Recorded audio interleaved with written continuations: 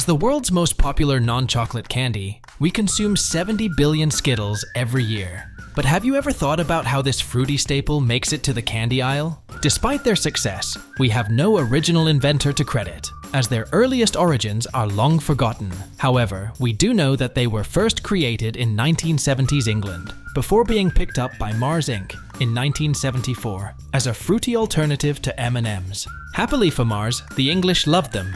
So, in 1979, they decided to bring the rainbow to the US as a test run.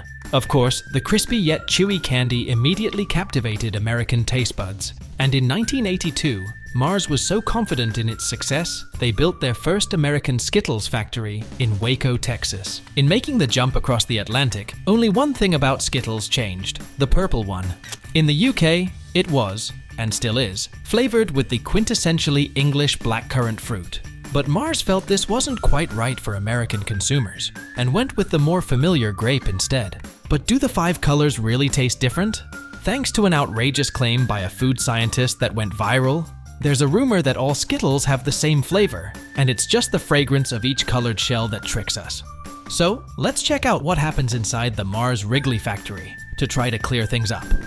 The first stage in the Skittles making process is mixing the ingredients required for the chewy cores. These include sugar, corn syrup, and hydrogenated palm kernel oil. It's hydrogenated because the added hydrogen makes the liquid oil a solid at room temperature. Then, contrary to rumors, each flavor is made in a different mixer, and various secret combinations of fruit juices, citric acid, and flavorings are added to give the core of each color its own unique taste. After mixing, the batches are heated, turning them into a thick paste that looks almost exactly like cake batter, but much stickier. This is then poured into molds, pressed, and cooled to form tiny toffee-like pellets. In the factory, these are also known as lentils because of their shape.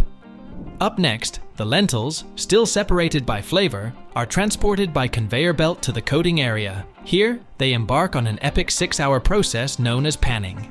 The technical term for this piece of equipment is a dragée pan. It's a large spherical metal pan mounted at an angle on a spinning post, and its unique design is how all candies, like M&Ms, jelly beans, and of course Skittles, get their outer shells. Each flavor batch is added to its own pan and set to rotate constantly. As the candies tumble around, small amounts of flavored and colored syrup are added. This syrup coats each Skittle in a sugar layer as thin as 10 micrometers. The coats have to dry fully before the next is applied, and in total, a whopping 43 layers of hard candy are added to each Skittle, which explains the 6-hour marathon. Temperature, humidity, pan speed, syrup consistency, and quantity are carefully controlled throughout the process. Overheating would result in disaster, where the Skittles would become misshapen or stuck together in a huge glob. So, blasts of air are sometimes used to separate the candies and cool the pan. After the final layer of shell is fully dry, wax is added to the pan, which acts as a polish and gives Skittles their trademark shine. Wrigley used to apply a layer of shellac, which is a resin secreted by the lac bug. Fortunately though, the company decided to go completely bug-free and vegetarian in 2009.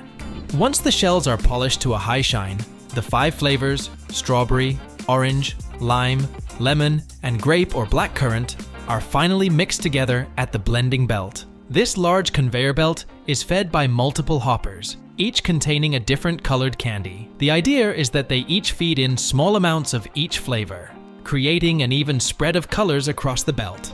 Certain conspiracy theorists will tell you that there are always more of the least popular lemon flavor in every bag, but Mars Wrigley promises all colors are blended evenly. However, it's not an exact science. So, there are 371,292 potential flavor combinations up for grabs. After mixing, there's just one step left to transform these delicious little pellets into true Skittles. They need their trademark S. To apply the letters, the Skittles are first shaken into their own individual indentation on a stamping belt, perfectly aligning them for printing. Then, a series of S's are printed on a rubber roller in insoluble edible ink. Finally, the Skittles move under the roller and are stamped as they go.